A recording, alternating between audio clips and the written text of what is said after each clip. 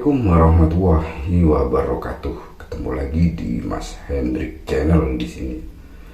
Pada kesempatan kita malam hari ini, di manapun teman-teman semuanya, harapan kita adalah semoga kita semua sehat walafiat tanpa kekurangan suatu apapun.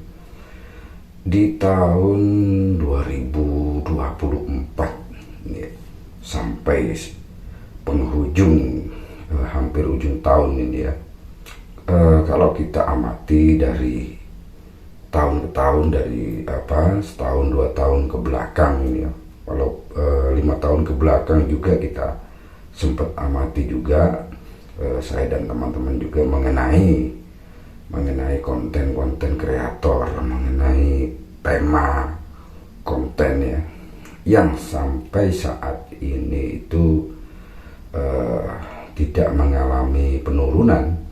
Maksudnya dalam artian di sini tidak mengalami penurunan penonton ya, tetap aja diminati, tetap aja disuka. Itu ada beberapa kategori ya, ada beberapa tema konten yang bisa kalian jadikan suatu acuan untuk memulai sesuatu ingin menjadi konten kreator. Mungkin ini bisa dijadikan Anda renungan atau pembelajaran sebelum Anda melangkah lebih jauh menjadi seorang konten kreator ya. Tema yang sampai saat ini di tahun 2024 ini banyak sekali diminati. Ada dua yang kita amati betul-betul, ini ada dua jenis ya. Yang pertama adalah konten jenis edukasi ya. Edukasi ini pembelajaran, entah itu ada tutorial dan banyak lagi ya. Yang kedua adalah konten tentang hiburan ya. Kedua jenis konten ini sampai sekarang tidak mengalami penurunan yang signifikan ya secara penonton ya, baik itu dari kalangan anak muda, dewasa maupun orang tua, masih banyak mencari dari kedua jenis konten ini. Jadi buat Anda sebagai acuan atau bocoran aja yang mau memulai menjadi konten kreator, kedua konten ini bisa dijadikan bahan lah untuk pembelajarannya, kedua jenis konten ini. Kemudian lagi untuk platform ya, kemana kita harus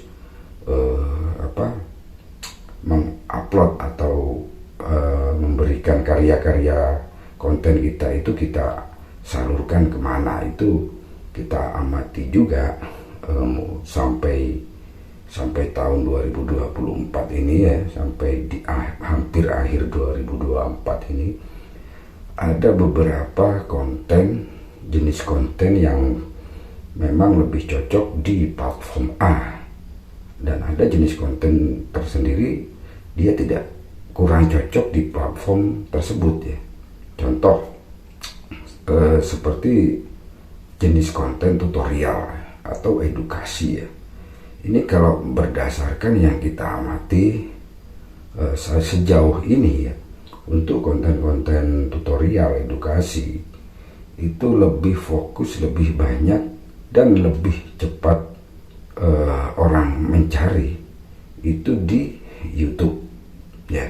Ini salah satu tempat yang paling banyak orang memakainya atau orang mencarinya. Itu kalau untuk jenis konten tutorial atau edukasi itu lebih banyak orang ke platform YouTube ya.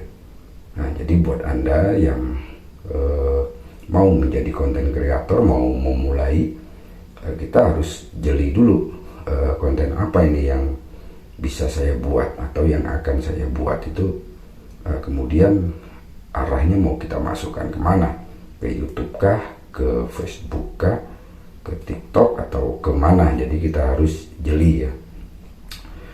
Kemudian untuk jenis konten hiburan, jenis konten hiburan ini kalau kita amati sampai sekarang ya, itu lebih banyak masuknya ke platform TikTok ya, TikTok dan juga di Facebook ya, itu sebagai acuan dari teman-teman kemana kita akan menyalurkan konten kita ya.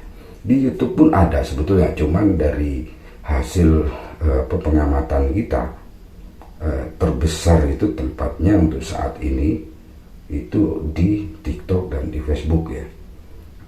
Apalagi kalau kita bukan seorang artis atau bukan orang terkenal ya, mau membuat konten-konten hiburan, itu kalau kita masuknya ke YouTube itu akan lama sekali akan perkembangannya. Tapi kalau kita masuknya ke platform TikTok atau yang lain itu lebih cocok ya. Jadi kalau ke YouTube itu cenderung jenis-jenis konten tutorial atau edukasi, sedangkan untuk jenis konten hiburan itu lebih banyak masuknya ke TikTok dan Facebook ya. Ini dari hasil pengamatan kita sendiri ya. Jadi dari tahun kemarin, 2 tahun kemarin sampai akhir-akhir tahun ini, yang kita amati adalah 2 jenis konten itu bertahan di peringkat paling banyak ya, diminati dan banyak dicari ya. Jadi buat teman-teman yang mungkin udah kadung, aku udah kadung masuk ke platform ini ya nggak apa-apa, bikin dua-duanya aja. Yang udah terlanjur jalan ya tetap aja dijalanin ya. Tinggal kita fokuskan ke yang platform mana yang menurut kita sesuai dengan jenis konten kita ya. Karena apa? Karena kalau kita salah memilih platform untuk jenis konten kita, yaitu tadi perjalanan di viewer kita mungkin nggak secepat kalau konten kita itu cocok masuknya di sana ya. Kalau kita seorang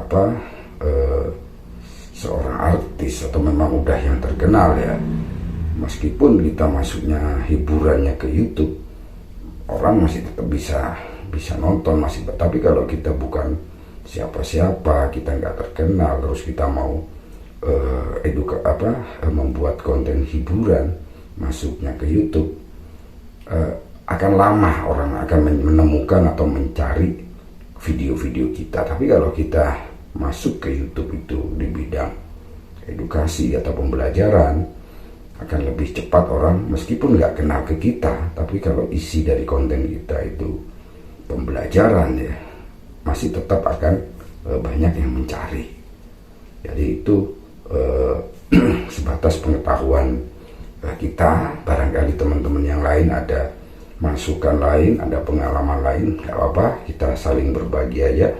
Harapan kita semua sama-sama mendapatkan kesuksesan di kemudian hari. Itu saja yang bisa saya sampaikan pada malam hari ini. Terima kasih. Wassalamualaikum warahmatullahi wabarakatuh.